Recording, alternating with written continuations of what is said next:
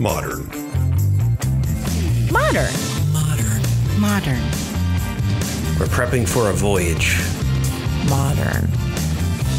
The force of an old-fashioned equals whiskey mass times bitters acceleration. Why don't you make that a double? Modern bar cart. What's shaking, cocktail fans? Welcome to episode 138 of the Modern Bar Cart podcast. I'm your host, Modern Bar Cart CEO Eric Kozlik. Thanks for joining me for this interview episode where we sit down with the best and brightest minds in the spirits and cocktail world so that we can share their secrets with you. This time around, wow, we've got a real treat. I catch up with my friend, renowned food and drink writer and critic Virginia Miller at the American Distilling Institute annual judging of craft spirits. And together we dissect some of the most exciting food and drink trends in the Bay Area and beyond. She's the Western North America Academy Chair for the world's 50 best restaurants, among many other roles and passions that we'll cover during this interview. But before we jump in, let's take a quick moment to hear from former podcast guest Peter Alf of Mount Defiance Distilling in Middleburg, Virginia. He's got an exciting event on tap as the weather warms up, and he's offering an exclusive discount for listeners of this podcast. Check it out. Hello, Modern Bar Cart listeners. This is Peter Alf from Mount Defiance Cidery and Distillery. I wanted to share with you a great event that's coming up in June, the Middleburg International Absinthe Festival. It's going to take place at the Mount Defiance Cider Barn in, you guessed it, Middleburg, Virginia. It's going to feature all things absinthe. We'll have absinthe makers and experts from far and wide ready to share their creations and their expertise with you. There will be seminars by folks like Ted Breaux, founder of the Jade line of absinthes, who will talk about the history of absinthe, and Brian Robinson of the Wormwood Society, who will teach you how to select an absinthe at the store and then how to prepare and evaluate it. Live music, food, and much more will be going on. Check out the ever-growing list of participating absinthe makers and other exhibitors at absinthefestivalsusa.com. That's absinthefestivalsusa.com, where you can also buy tickets for this awesome event.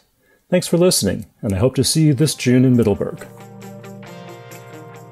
We're going to play this reminder one or two more times between now and June, but the most important piece of information is that if you head on over to the link in the show notes page and purchase tickets, you can use the coupon code MODERNBARCART, all one word, at checkout to receive 10% off your purchase. That means just because you listen to this podcast, you get savings. Easy as that. This is going to be a great event. I'll be there along with some other great friends sampling and selling cocktail mixers and mingling with the crowd. So come on out to Middleburg, Virginia in early June to chase the green fairy with me and a bunch of other folks who love flavorful, handcrafted products. Thanks for being a good sport about that announcement. And you know what? As a reward, let's take a moment here so that you can make yourself a drink. This episode's featured cocktail is the Death in the Afternoon.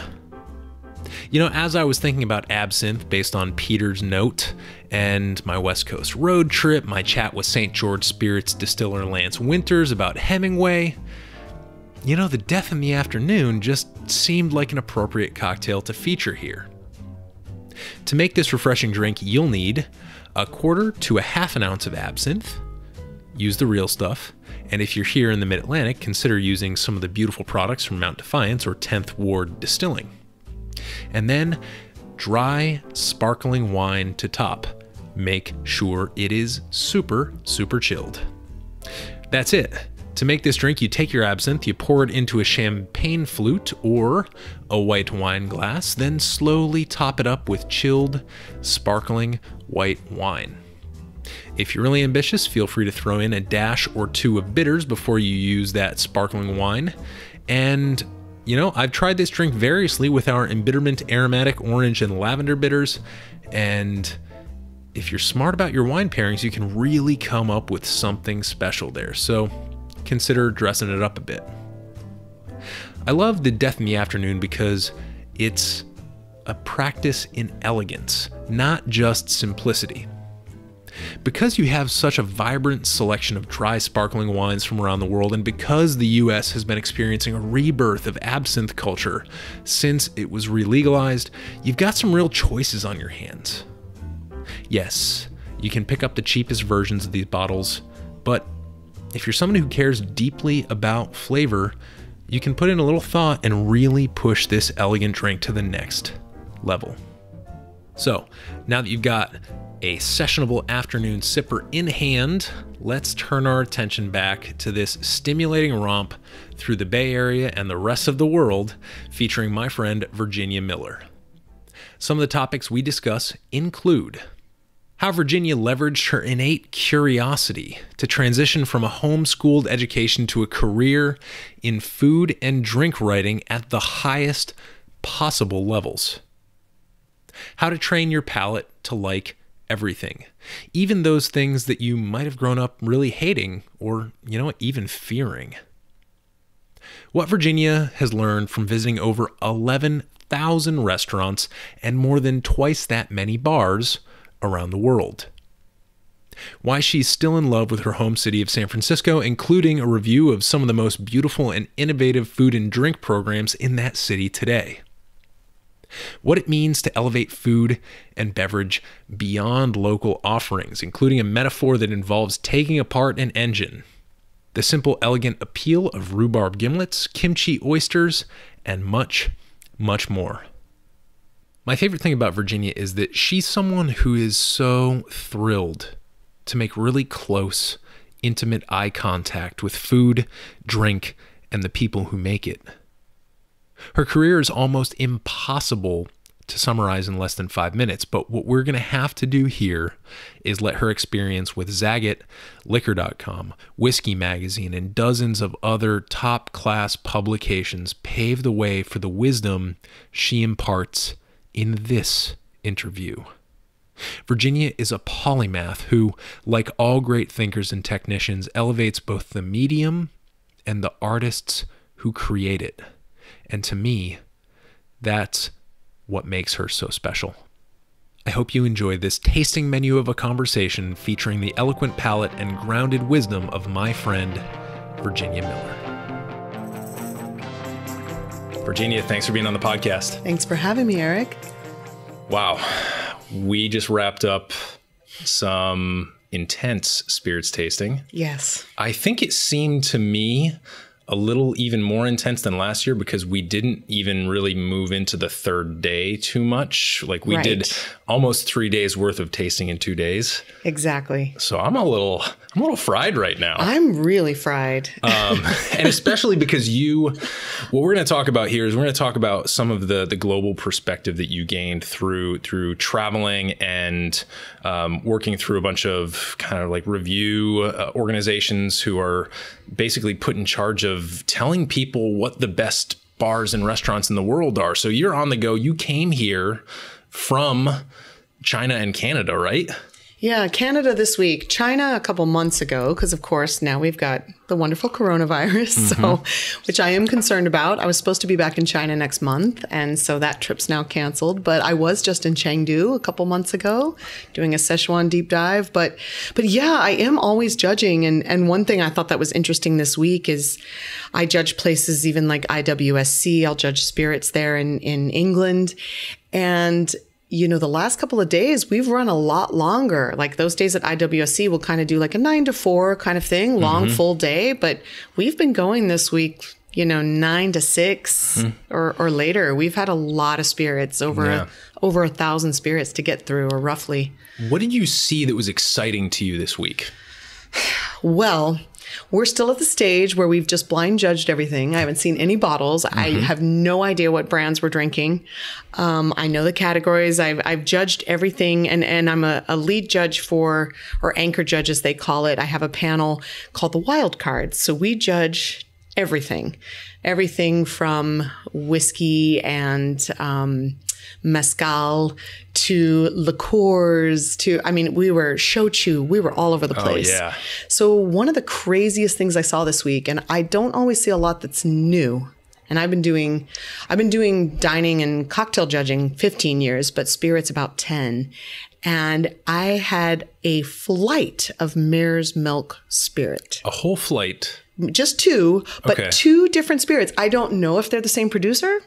They were totally different. And I thought, is this a new trend that's coming? Mare's milk spirit, distilled from milk. I have had black cow vodka over the years past, and that vodka's distilled from milk. Right. Creamy texture, but being vodka, it's pretty neutral. These were like funky, ripe cheeses and cheese rinds. Oh, that is... Can you imagine when bartenders get their hands on that? Oh my goodness. Well, the best part was we golded and double golded. Both of those got awards. And that's very rare for a flight of 2. Yes, it is very rare. And actually, it's the only double gold my panel had all week. And we had a few golds and very few. We really had very few golds. So the fact, and one of the reasons I think I get called on to chair a wild cards panel is I am misadventure. I love the thrill of the hunt. I love trying everything. I eat everything no matter where I go in the world.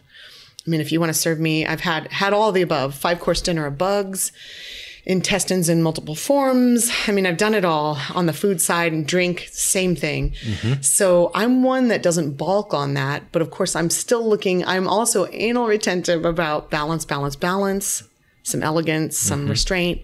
And these mare's milk spirits, whatever they were elegant and restrained. One of them was a really approachable cheese, and the other one was like drinking rinds and blue cheese together. And I, as a food and drink writer and critic these 15 years, my first thought was, okay, this with the cheese course and a tasting menu, or with a mushroom course would be mind-blowing. It was earthy yet silky with the milk. And so that was one of my most exciting discoveries. That was the most exciting discovery this week, I would say. I love that, because we get people who are they're basically the top of their field in whatever, in brandy, in whiskey, in whatever. Yes. And they're these people who you sit next to them and something comes out of their mouth, and like I'll look over and I'll be like, man, it just makes you feel small. Yes. Not small in a bad way, but small in like, wow. Exactly. This type of knowledge is attainable. Exactly. But the way that you're approaching this, and I love it. It's actually more my style. It strikes me as more of a sort of like ground up approach to something. Yes. You walk up to it. It doesn't matter what it is. You take the little napkin off it. You reveal what it is. You pick it up and you kind of turn it over your hands and you say, okay, what can I do with this? What is it? What does it look like? Is it prickly? Is it smooth? Where does it fit? Can How I does it roll play? it? Yeah. Like what does it do? And that sort of general approach to things is something that we really advocate for on this podcast, because we're speaking to a lot of home consumers. Yes. And I think, I'm personally home educated. I mean, getting real deep. I was homeschooled, moved across the country at age 18, 6 weeks out of homeschool, fully self-supporting. Moved from New Jersey, just outside New York City, back to California where I'd been as a kid, and then kind of made my own life in San Francisco and became a food and drink writer really through the back door, through passion. And I always thought, I dreamed of being a writer since I was 5, but I always thought, I won't have a chance without a college degree. And I couldn't afford to go to college. And I was just working all the time. But passion and knowledge does get you somewhere. It can. And I find that it is exactly what you're talking about. It was that curiosity of just, I want to try everything. I want to know everything. And I don't mean know everything like be able to control it or manage it, but I'm just constantly curious. So I have followed every rabbit trail. And I think my best education has been to try everything. If I can taste 500 Gruner Veltliners, I should probably taste 3,000. And that's kind of been my approach. It's just keep everything that comes in front of me. It's a rule when I'm with friends, when I'm with colleagues, whatever table I'm at, the only rule is I taste everything. And I've done that for so long. I've done that for 20 years now. And that's how I got my palate. That's my greatest education, is to just say, all right, I'm ordering one cocktail, but I'm tasting all 10 of my friends' cocktails. Give me a straw, whatever we need to do to keep it healthy, but I'm tasting everything. Give me a bite of every dish. And I think that has been my greatest education. And that comes from just a curiosity to even things I've hated. And I've been editor of many different places over the years, but when I was editor at Zagat for a few years, they at one point wanted kind of a national essay on whatever we wanted to write about. And I wrote about being able to train yourself to like everything, because I believe it's possible and I've done it. And so even things I hate, and that as a child, which were many things I grew up hating, even through my 20s, I trained myself to like, and I came around to. And I feel like there's something that often happens where people will tell me, especially with things like we're doing this week, they'll go, well, taste is just subjective anyway, right? It's just what you like versus what I like, and we're all different. There's some truth to that, but I feel it's kind of like learning an instrument. And I was a music girl too, and loved to sing and took voice lessons and all those things. I have a mediocre voice, but I could make it better. And for those years I took lessons, I did make it better.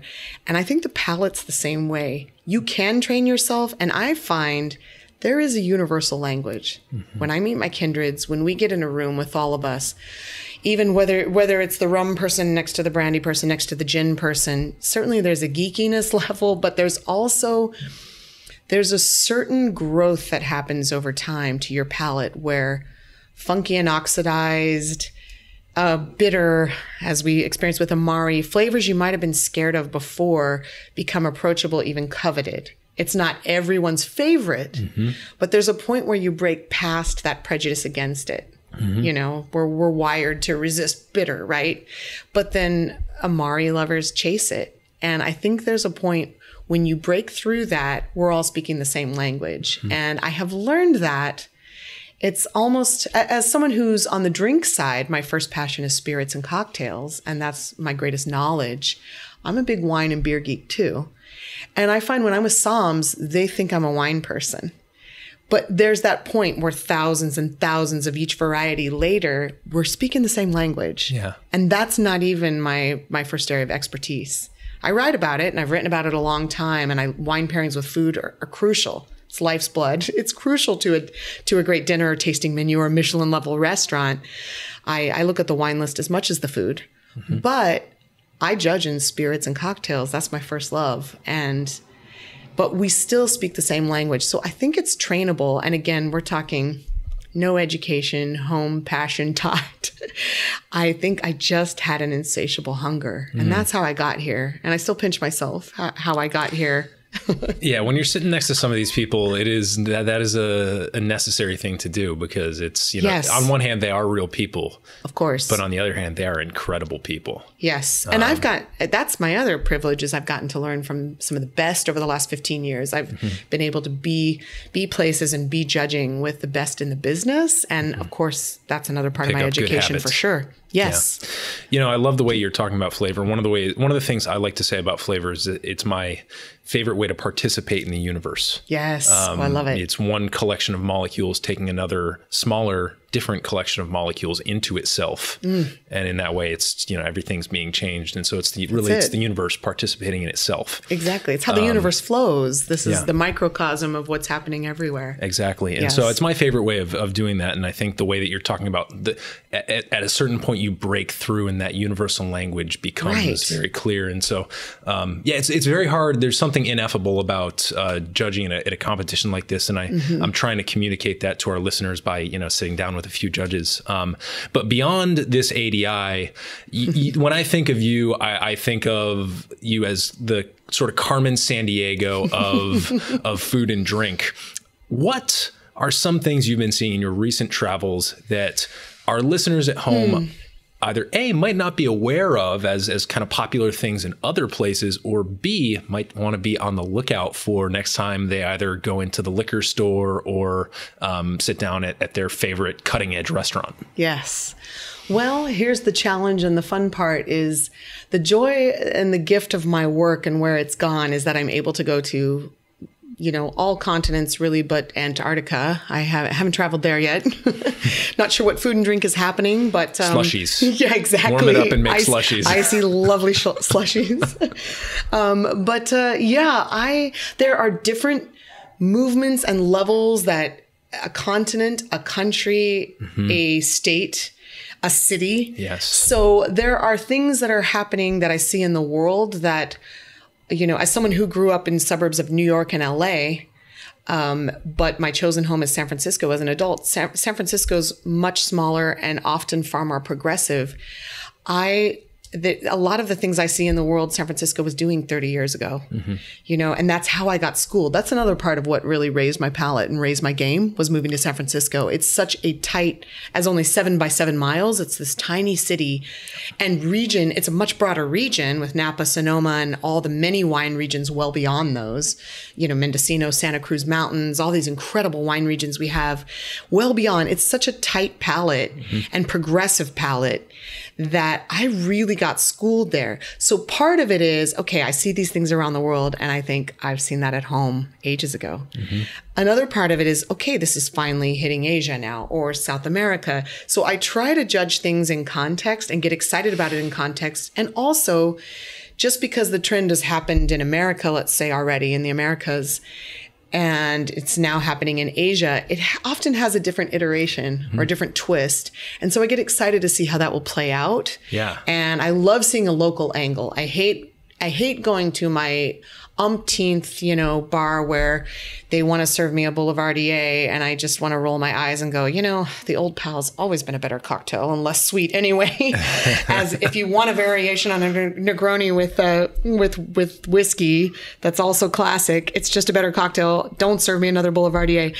I do get bored by some things, but I love seeing even a classic with a local twist and spirits with a local twist. And so I still find, even when I feel seasoned and old already, that I've seen a million things. I guess we should give context in that I've just kind of last year passed the 11,000 mark on restaurants I've visited around the world and double that of bars. Wow. So sometimes you can think you've seen it all, and you have. This mare's milk thing was fresh this week, but you really have. But at the same time, I haven't seen it in that country. And so when I talk about trends, as it were, I kind of have to put it in context. Again, being so proud of my home city that I didn't grow up in, but just, like I said, completely schooled me, even as someone that was by no means, I did not grow up provincial. New York and LA are the most populated cities and regions in the country. But it schooled me in such a way, even now, I still see things there I haven't seen in the rest of the world. For example, True Laurel, a bar that opened 2 years ago, or roughly 2 years ago, from a whole crew of Lazy Bear, which is one of my favorite fine dining restaurants in the world, really. It's a 2 Michelin star, incredible, very unique experience where you almost have like a dinner party experience upstairs looking down over the dining table. Then you move down and sit at a communal table. Very playful, unique, but just exceptional. Former lawyer turned chef, personal passion as well that drove him. It's a place just full of passion. Incredible vintage wines, incredible cocktails, lots of carrot eau de vie from Austria and other things I geek out about that are too expensive for most people to play with in cocktails, but they do it there. So those guys decided a couple of years ago to open a bar, and that made me very happy. And so you take that 2 Michelin pedigree and you put it in a bar, and it's brilliant bar food. And they're I had the oysters. Yes. Yeah. Right. It's the incredible. Kimchi, they basically took kimchi, they shaved it up, they froze it into ice, and then they shaved it over the oysters, which was like, that's a brilliant way to manipulate kimchi, which is itself a manipulated product that requires fermentation. Yes. Come on. Exactly. And if you just put kimchi on that oyster, it's going to be clunky and chewy and break up the silky texture, but you put it in ice and it stays silky. It stays cool and cold. It's genius. They're that way. That's their kind of bar, that's their bar food. The place is casual, absolutely casual, hip but casual. And Nicholas Torres was the bar manager at Lazy Bear those years. And he opened the bar, and to this day, still, if you want to geek out and ask what's going on, it's there. If you don't want to, it's a pretty basic looking menu. They're not getting too fussy, but he'll be the kind of guy, you know, from the beginning was doing like a fermented Shinko tonic, and it'll be a simple 3-ingredient drink, but one of those ingredients he spent quite a bit of time on, and it's ingredients you don't often see a lot of places. There's a few bars in San Francisco like this, but he will do like a rancio wine based cocktail. It's low proof, it's oxidized, it's interesting, it's funky, but it's not another sherry cocktail, although I love my sherry cocktails and I'm crazy about them. And one of the best sherry bars historically has been in your city, in DC, Mockingbird. Yes. Yeah, it's still on the. It's not open anymore, unfortunately. I know it was supposed to reopen. Yeah, at some point. It turned into the Derek Brown pop-ups. Gotcha. I should say the drink company pop-ups. But Chantal, who is kind of the driving force behind that, does this amazing thing in DC called literary cocktails. Oh. So for those of you who are listening in the DC region, which is many and legion, definitely hit up her. Her handle is at Shinobi Paws. We'll stick that in the show notes. But she does this weekly reading series where she'll actually read the book, and then she takes that research that she's done, and it's usually fiction or art or poetry or something that's it's not like, you know, salt. She's not reading Salt and then making salt cocktails, but she'll take that and she'll make a whole menu of the original cocktails about it, like every week. Oh my goodness, I love this. It's like a creative like process that is just incredible. So she's still around doing amazing things, and there's a ton of sherry on that menu usually. Beautiful. Thankfully, yes. Carrying the tradition on, because that was a great pioneering sherry bar. But yeah, and I love, as a literature buff and a big reader my whole life, I love the literary focus too. That's great. But yeah, so I'm all about that sort of thing. But a lot of people still don't use rancio or those type of wines, and it's just kind of the next geeky frontier of some of that. So he'll do cocktails based with that. He will take things like California guava and if I remember right, ferment it and turn that into a wine, and it ends up being this acidic, floral, clean, lean wine, not fruity, but very floral and aromatic. And he will make a cocktail then based out of that. I mean, it's just the level of care and detail, but also creativity. You just don't see drinks like that elsewhere. And it's funny, you just brought up salt. That also made me think another guy here in San Francisco, Michael Kudra at Quince, which is a 3 Michelin star restaurant. He has the luxury and the blessing there of being able to, you know, have all these vintage Amari, vintage Grappa, vintage vermouth, and he'll make cocktails out of that. So it can be very decadent. But where he gets really interesting is, and this was, you know, really the first time I had seen that a few years back, was he did a saline solution library. And, you know, people do saline solution in cocktails. Again, I've seen that in San Francisco over a decade ago. That's not new. I understand salt in cocktails is not new. And just like cooking, it brings it together, ties it all up, harmonizes ingredients that were disparate. But he has like Himalayan pink sea salt solution, black lava salt solution, salts from all parts of the world. It's a whole library. He gets his cocktails dialed into that level. You get smoked salts. Oh my God, it's all there. And I just went, this is genius and so geeky and wonderful at that level. And again, he was at the Aviary in his early days and comes from the East Coast originally. Like, he's moved about, but I really think there at Quince, he's been able to realize, like, go with it full steam like that. Yeah, get some real resources behind it. Do what he wants to do. And it's been amazing to see that. So those are those cool, it hasn't even trended, if you will, but those are those progressive things that, just to make that case of, I see that in my city, even the sherry case, 15 Romolo, it's one of my all-time favorite bars. And it walks that fine line between kind of cocktail spirits geeks bar with over 100 that's not much, over 700 spirits. But it's over 20 years old in an alley in North Beach in San Francisco. They've got superb cocktails. They've got all of that, but it's also got this nice old school dive bar kind of vibe and a great jukebox. So it's really chill, long-time industry hangout. One of my all-time favorite, not only San Francisco bars, but bars in all of the US. And they have had such a sherry program for so long that, they were the first, and I still believe only, place in the U.S. to just sweep the World Cup in Jerez. You know, they won sherry somm, the food pairings, because they also do food pairings with sherry, cocktails. Wow. And yeah, it's amazing how progressive, and it's in typical San Francisco form, just quietly chill, doing that for so long. And again, as someone that, you know, my parents were still just outside New York City till just a few years ago, someone who's always back in New York and LA and the rest, I never saw sherry in New York till many, many years after they were doing that. It was already huge in San Francisco. So it's a place that's very progressive. Same thing. They were the biggest drinkers of Fernet long before the rest of the world, you know, 20 years ago kind of thing, 15, 20 years ago. So it's one of those things that they always seek the next palate thing. So it's a place where I immediately felt at home, and also it kind of egged me on. But where I've been so many places lately, it's hard to know where to start, where I could share trends. In the last 6 months alone, I've been everywhere, as I mentioned, from Chengdu, China, to Sicily, a few weeks in Sicily, to Singapore, Paris, back in Paris again, back in Vancouver, you know, just so many places, Ontario.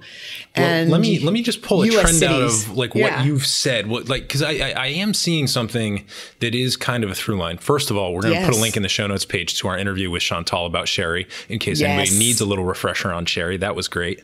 I think the through line for me with what you're saying, the places that you're describing and the method that they're using.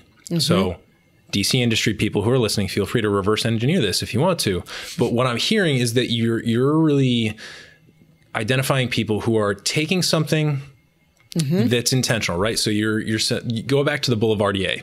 Yes. Boulevardier with a local spirit, like with a local bourbon or a local rye, and maybe a local Amaro. Shout out to Don Ciccio in DC. And Don Ciccio is my favorite. I have interviewed him, done multi-page interviews from the early days when he opened. So I just want to say shout out to that. That is my favorite. Francesco's amazing. And that whole line, I have so many. The C3 on, I have so many favorites in that line. But so that's almost expected now. Yes. It's almost expected that you have a local spirit, of course, and a local modifier with it. That's really not advancing the conversation. But what you're describing, these places, and I got to sit at the bar and watch it at True Laurel. What you're describing at these places is somebody who's going beyond just local liquor and local modifier, and they're deconstructing what the end product has to be. It's almost like taking an engine apart. When you take that engine apart, it's laying out on a blanket in all these little pieces, and they're getting into all those little crevices, cleaning it perfectly, painting it whatever color they want, and reassembling it to make this product that is exactly what it was when it came out of the car. Yes. But now it works in a way that's not only effective, but it's beautiful because they've considered every step of that process. And I don't know personally how you reverse engineer that, except sweat and toil, like mental toil as well. Yes. And I think there is a point of getting out of your head and getting out of the expected and what's local. I think, again, I didn't mean to make this all about San Francisco, but I see so much of it here first. And when I think about some global trends, it's still not as progressive as some of these things I want to share with you. Danny Louie, another great longtime Chinese, San Franciscan born native. He has had some amazing bars and menus over the years. He was doing incredible baijiu cocktails. I think when I was Zagat editor again, this is probably 6-7 years ago, I was writing about his baijiu cocktails. And he wouldn't just do funky, savory cocktails. He would do fresh, melon, refreshing, light, easy, where it was just this hint and show the range of what you could do with baijiu.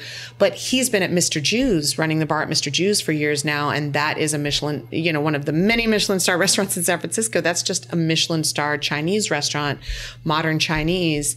And he will, even with his martini, it's Dungeness crab shells steeping in the gin and the vermouth. It's, you get, it's beyond just, can we put some oyster essence in here? And I've I'm all about all the briny, good, the seaweed gins, which again, I saw here years ago as well, all from seaweed in the ocean right here.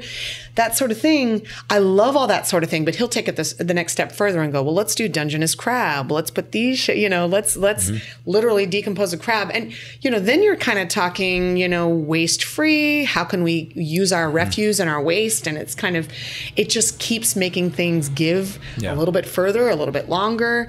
And he'll do that. And then suddenly we've got, briny and crabby and funky and good. And it's local and it's interesting. And it's only in Dungeness crab season, which is, over the winter and early spring for us here in the Bay Area.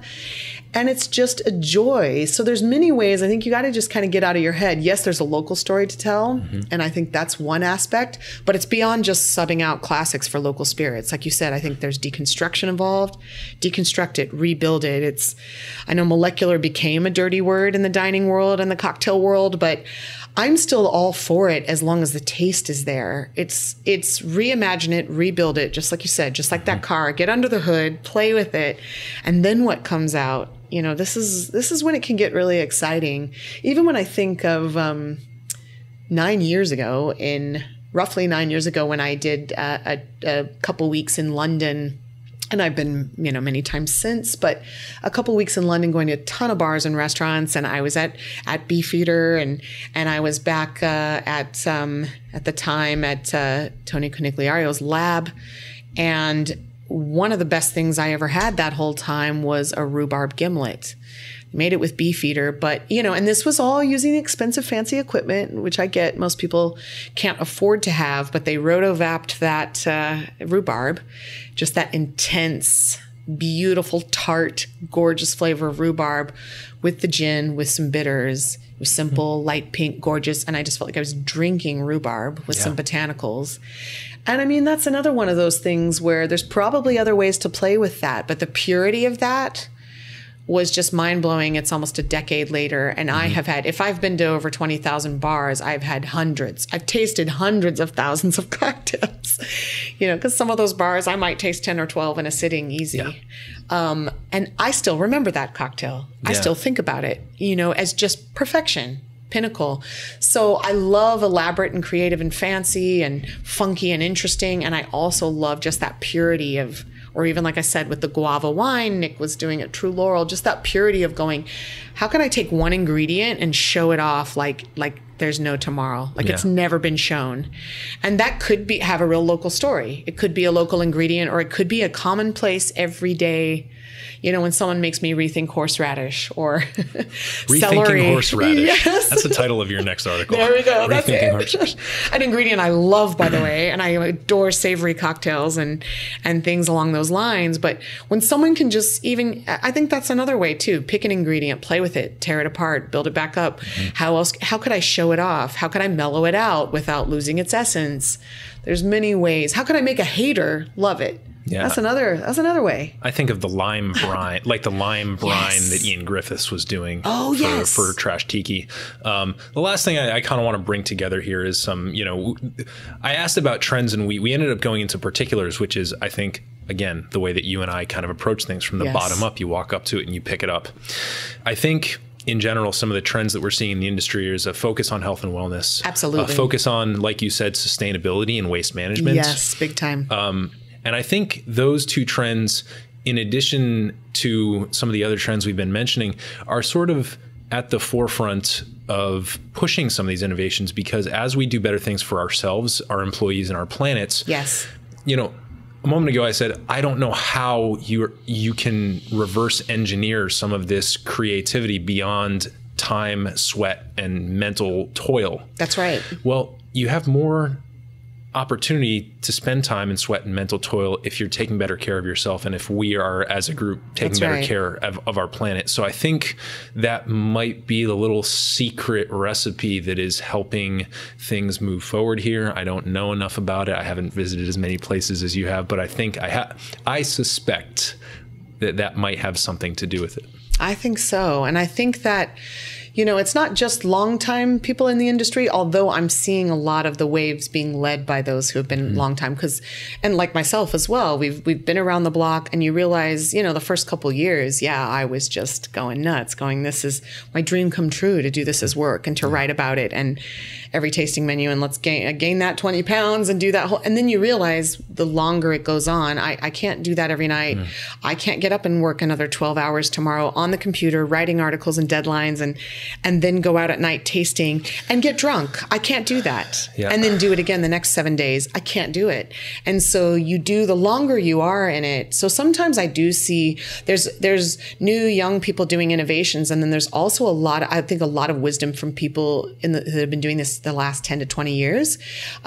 Jennifer Kalau is another one who comes to mind, who many people know for Small Hand Foods. I mean, she does the best bottled orgeat in existence that actually tastes as close. I've made orgeat myself, and it's so much work, and it tastes as close to homemade, fresh, bar-made and bottled as can be. But she's also for a long time, ran also another very unique, progressive, one-of-a-kind bar in San Francisco called Interval. I went there as well. Yes, and she has a new one now in Oakland. Here's How.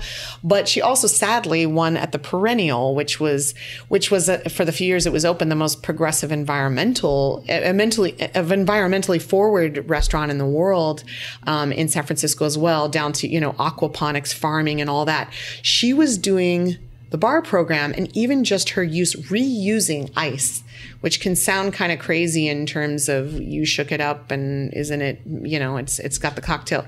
She had a whole program to try to minimize the use of ice, and led the charge on getting rid of straws before that became a law in San Francisco. Now we can't, if we wanted to, we have to come up with other forms of straws. But she was thinking through all that. And again, I think that's part of the next charge, like you said, that wellness, caring for each other, caring for the planet. And I think a lot of people that have been doing this long enough, they're over being cool and being discovered and doing the next crazy thing. And they're trying now to come up with systems and ways to make this sustainable for the long haul. Yeah. How do we live with this? If we are going to do this day in and day out, we can't just party hard and run ragged and use every resource along the way. Yeah. We have to be thoughtful and conscientious and balanced. And it's not an easy pursuit, but I do think there's a rising tide right now globally on that front. And it's crucial at this point. But I love seeing that from the bar world, because I think some people from a distance, and even the way I grew up where drink was absolutely bad. And I grew up in a teetotaling household, so It's funny I do what I do. But I think I love to see the people that have both had families and committed relationships and been responsible in this community for the last couple of decades, but also are looking to give back. And you've got all the organizations from Speed Rack on that do the same thing. But what ways can the bar world not just be a party? What ways can drink not just be decadence, but can be, this is eau de vie, water of life. It's spirits, it's spirited, and how can it give back and give us life without just taking it from us as well? So I think that's an exciting conversation happening. I would agree, and exactly why I love this industry and kind of fell for it to begin with, unexpectedly. As someone that did not grow up exposed to any of this, I fell for it hard, and it's really the people behind it. And that comes out in just the sheer number of names. And we're going to try and put those names and those establishments, we're going to aggregate them, get them in the show notes page for people, so that if they visit California and San Francisco, they can check some of that out. But importantly, how can people follow you digitally, so that they can see your travels and enjoy them vicariously as I do? Yes, please. Thank you. My own site, which is honestly how I got started, it was, I guess you could call it a blog. At this point, it's me linking to, I have written for, have columns at over 60 publications around the world. I do a lot of international European publications as well. I write every issue of Gin magazine in the UK and these type of things, cocktail lovers in the UK, along with, I've been a liquor.com, one of their main writers for many years. That's just the drink side. Then there's the dining. So these days I basically link to all my articles on my site, but it's the one place where it's kind of easy to go and just find all that there, what I'm writing in a given month. And it'll be my recommends in dining and drink and bars and spirits around the world. And I travel about half of every month. So though I will give you endless resources for the Bay Area, I do just as much everywhere else also. And it's called The Perfect Spot. theperfectspotsf.com, because way back in 2007 when I started it, The Perfect Spot was taken. So it's not just SF, but if you Google The Perfect Spot, you'll find me, no problem. And that is my handle. The Perfect Spot is my handle on Instagram, Facebook, and Twitter. And I'm constantly posting travels and tastes and best ofs and, even bottle recommends and spirits, as well as bars and restaurants. I do judge, I'm a chairperson for World's 50 Best Restaurants and other, many other restaurant and dining awards, as well as bar awards and spirits. And so I'm just always sharing a lot there, just a great love, a lot of day to day. I'm tasting this. Here's what's happening. This place is amazing. This dish is amazing. This particular drink. So please, I'd love to have you follow along, and thanks for having me today. Yeah, and we've got a bar calling our name and Yes. hopefully a sunset. Yes, a beautiful sunset over my city, over the bay. Yeah. That Journey song wasn't for nothing. No, when the lights go down on the city. Virginia, thanks so much for sharing your insights and for being a guest on the podcast. Thanks, Eric. Thank you.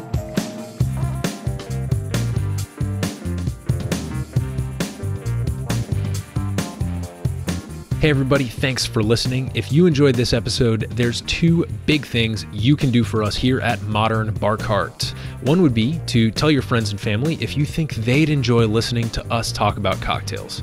And if they don't download podcasts, they can always stream our episodes on their desktop directly from the show notes page at modernbarcart.com.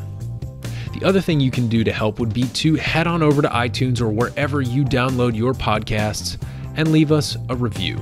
5 stars are great, but we're more interested in your feedback. And the beauty is, the more reviews we have, the easier it will be for other folks out there to learn about our show. We're trying to start a cocktail revolution here, and by spreading the word, you're helping us fight the good fight. You can always reach us by emailing podcast@modernbarcart.com if you're looking for cocktail or bartending advice, or if you're a pro who would like to pull up a mic and be interviewed for all to hear. Also, definitely follow us on Instagram and Facebook @modernbarcart for cocktail porn, recipes, and entertaining tips. And keep an eye out for new product releases and special offers, which are happening all the time.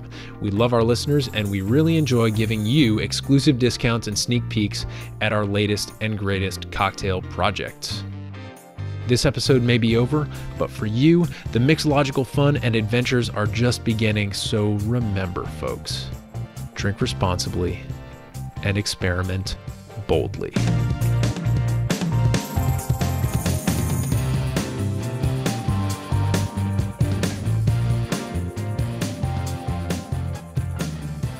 This episode was made possible with editing and production assistance by Samantha Reed, spirits, cocktail, and fine dining insights courtesy of food and drink writer Virginia Miller, and a little bit of interview magic by yours truly. This has been a Modern Bar Cart production, copyright 2020.